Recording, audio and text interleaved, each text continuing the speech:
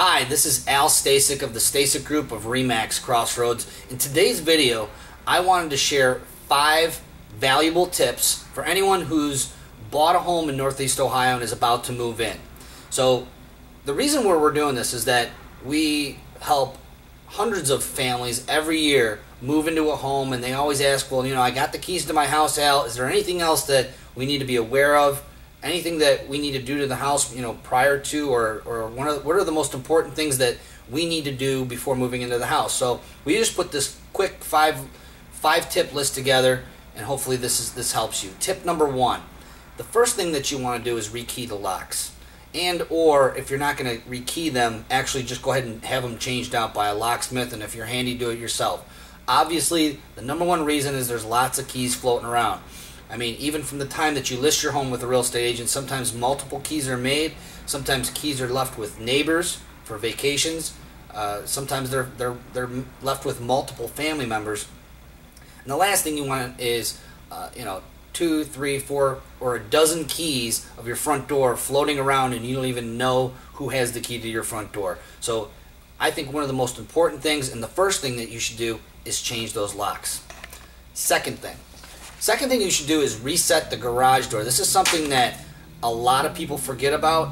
They go in, they get the garage door openers and the 2 controls to the left and the right garage door opener, and they forget to not only change the button code on the outside, but they forget to change the signal.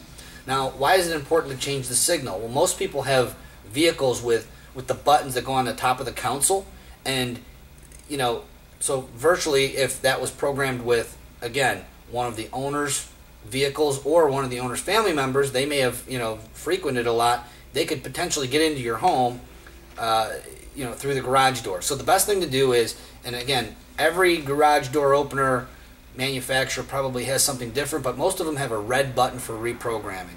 And most of them, if you hold that red button in for 30 seconds, it's going to actually deactivate the signal that was connected to any of the other vehicles, and if they happen to have an extra clicker, that would be then deactivated as well.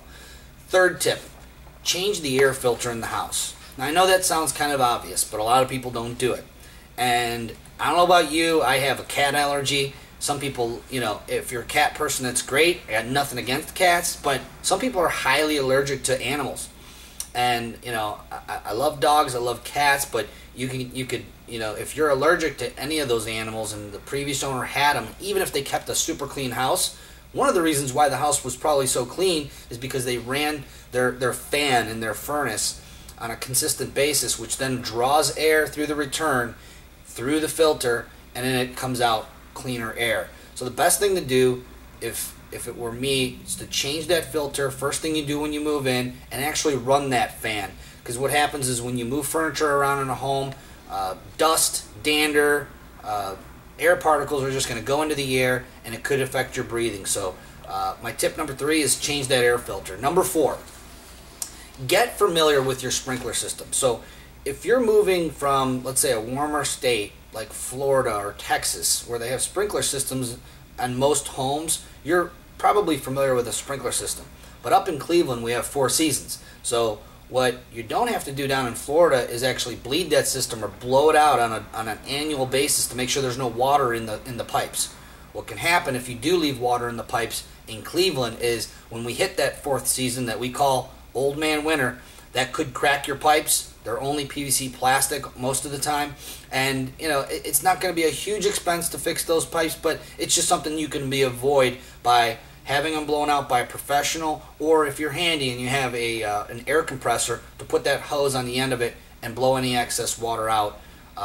Get familiar with your sprinkler system. I think it's an important thing to do if you buy a home with a sprinkler system. And last but not least, your gutters. Again, if you're coming from a different state where you don't have 4 seasons, Northeast Ohio has 4 great seasons. One of my favorites is fall. It's football season, but with that comes the leaves. And the leaves, depending on how your lot's situated, if you have a treed lot, those leaves can get in your gutters, clog them up, and it can cause major problems such as water coming into the basement, mold, and all kinds of other foundational issues that you can avoid very easily by just having the gutters cleaned out. Now, if you had a home inspection your home inspector probably looked up there and took a peek and let you know if they needed to be cleaned out or not. And if you're real lucky, you may have a gutter protection system such as gutter helmet and whatnot that'll keep a lot of that debris out. But even with those systems, stuff still manages to get in there. And my best suggestion for you is to make sure that they're cleaned out and just give a second look before. So I hope these tips helped you. You can contact us with any further questions at 440-925-1018. Also, feel free to visit our website at www.stasekgroup.com, where we have a ton of different reports for buyers and sellers on various different topics concerning real estate. And of course, if you know of anyone, family or friends, who would benefit from our real estate services, we're never too busy to help them. Thanks for watching today, and make it a great day.